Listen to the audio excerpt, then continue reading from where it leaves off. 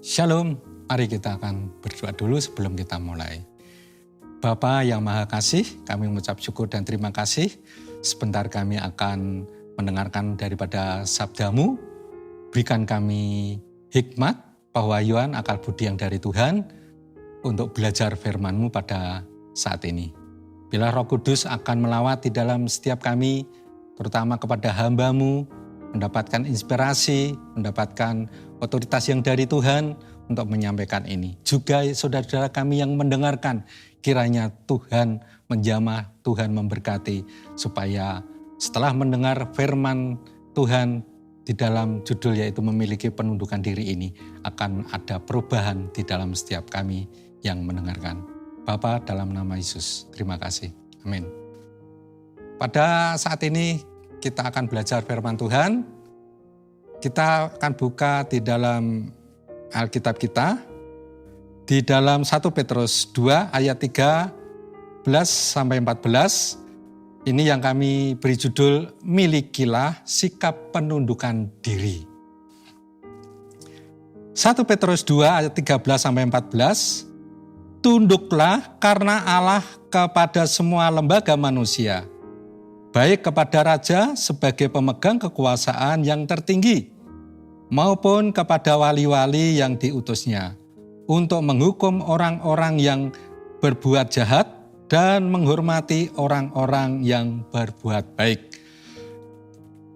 Penundukan terhadap otoritas atasan bahwa dikatakan bukan saja kepada yang baik, tetapi kepada yang berlaku kejam sekalipun.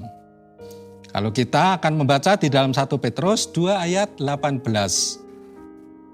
Demikian firman Tuhan, "Hei kamu hamba-hamba, tunduklah dengan penuh ketakutan kepada Tuhanmu, bukan saja kepada yang baik dan peramah, tetapi juga kepada yang bengis."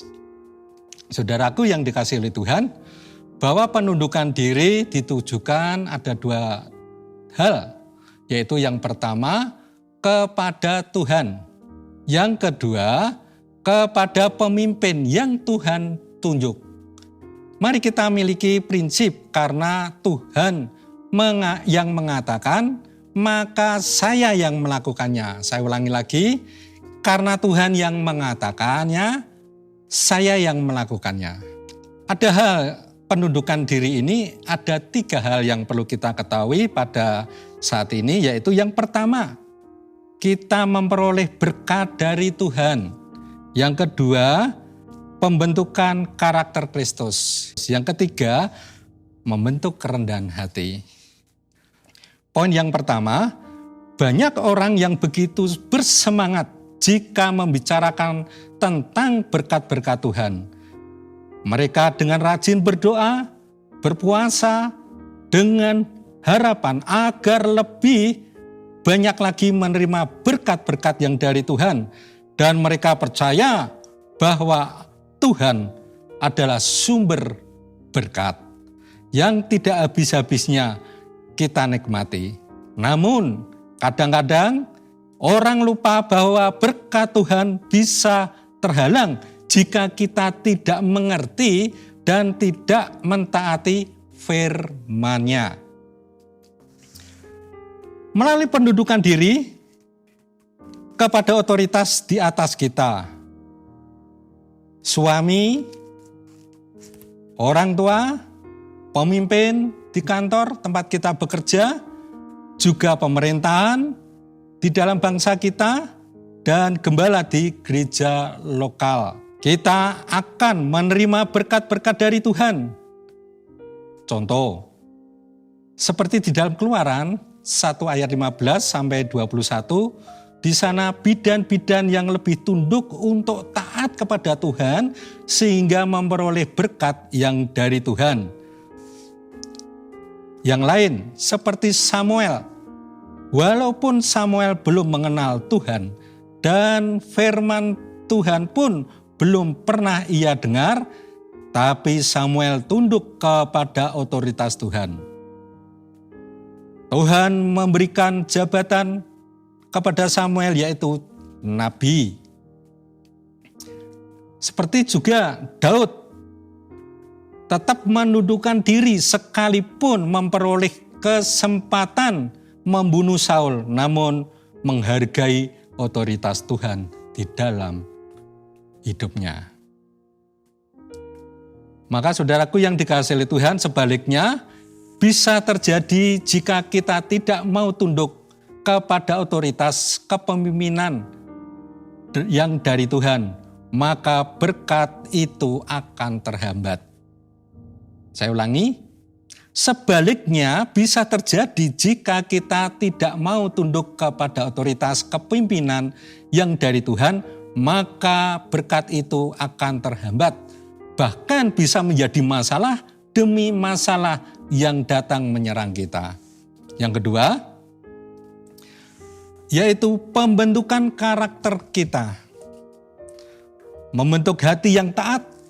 Bila seseorang mau menundukkan diri pada wewenang yang ada di atasnya, maka akan membentuk hati yang taat. Kalau kita bisa baca di dalam Yeskel 11 ayat 19. Contoh, Miriam dan Harun mengata-ngatai Musa. Bilangan 12 ayat 7-10. Tuhan mengajar Harun dan Miriam agar menghormati pemimpin yang sudah ia tetapkan. Walaupun pemimpin itu punya kekurangan, urusan untuk mengatur atau meluruskan pemimpin adalah bagian yang dari Tuhan. Mustahil bila kita lebih mudah tunduk kepada Allah yang tidak kita lihat. Namun sulit untuk tunduk kepada pemimpin kita yang jelas kelihatan di depan mata kita. Dengan tunduk pada otoritas pemimpin, karakter kita dibentuk yang sangat luar biasa. Tuhan yang akan membentuk di dalam kehidupan pribadi lepas pribadi kita. Sesuai dengan kasih karunia dan anugerah yang dari Tuhan. Yang berikutnya, yaitu membentuk kerendahan hati. Tidak dapat dipungkiri untuk menundukkan diri dituntut untuk suatu kerendahan hati. Biasanya semakin seorang berkuasa atau merasa dirinya hebat, semakin sulit ia menundukkan diri. Contoh, Panglima Naaman, Panglima Raja Aram yang sulit menundukkan diri kepada pemerintah Nabi Elisa. Kalau kita membaca 2 Raja-Raja 5 ayat 1-27. Jika kita mudah diatur dan dipimpin, maka kita akan mudah mengatur serta memimpin orang lain. Dan itu berlaku juga sebaliknya. Karena kita dalam My Time akan terus diadakan bulan-bulan ini atau bulan depan. Jadi kita persiapkan mempunyai hati yang mudah dipimpin. Maka kalau kita mudah dipimpin, kita taat, juga kita akan mentransformasikan kepada murid-murid kita. Murid-murid kita tentu akan taat dan akan tunduk, ya. Maka saudaraku yang dikasihi Tuhan, dalam kesimpulan ini, sekarang kita sudah lebih memahami apa yang Alkitab katakan mengenai kerendahan hati. Terutama di hadapan Tuhan, hendaknya firman Tuhan ini ditanamkan dalam hati kita dan kita praktekkan dalam keseharian agar kita dapat menjadi semakin serupa dengan karakter Kristus. Kita belajar tunduk, ya, seperti kami sendiri sejak kecil belajar tunduk. Ya, dulu waktu saya sekolah, saya harus tunduk dengan aturan-aturan sekolah. Ya, setelah saya bekerja, saya harus tunduk di dalam perusahaan. Ya, jadi saya sendiri sampai 31 tahun dalam pekerjaan, saya sendiri tunduk kepada pemimpin dan juga saya sebagai pemimpin harus mengajarkan kepada anak buah saya juga tunduk. Maka semuanya berhasil, sangat luar biasa. Dengan penundukan ini sangat luar biasa supaya kita terus akan belajar terus menerus, jangan henti-hentinya. Karena selama kita ini menundukkan diri, tentunya tidak ada yang menundukkan kita. Iblis pun tidak bisa. Ya, itu kesaksian pribadi saya. Jangan sampai hidup kita ini hidup harus ditundukkan, sakit.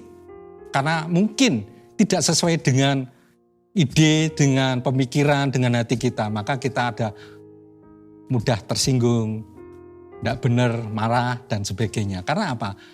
Kita perlu ditundukkan. Tidak perlu kita ditundukkan. Kita menundukkan diri di hadapan Tuhan dan di hadapan pemimpin kita.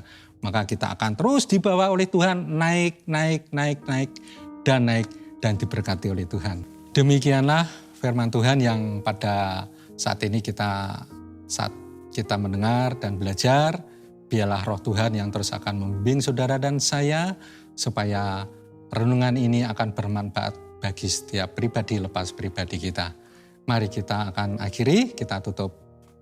Kami mengucap syukur dan terima kasih Tuhan atas firman-Mu pada saat ini. Biarlah firman-Mu yang akan mengubahkan di dalam setiap kehidupan kami. Biarlah kami terus akan tunduk atas Engkau dan kepada para pemimpin kami yang akan membawa kehidupan kami semakin hari semakin ada di dalam tudung Tuhan, ada di dalam otoritas Tuhan, ada di dalam payung Tuhan. Supaya kuasa iblis, kuasa si jahat apapun tidak mampu untuk menjamah setiap kehidupan kami, termasuk keluarga kami masing-masing dan saudara-saudara kami yang mendengarkan pada saat ini. Di dalam nama Tuhan Yesus. Amin. Terima kasih, Tuhan memberkati.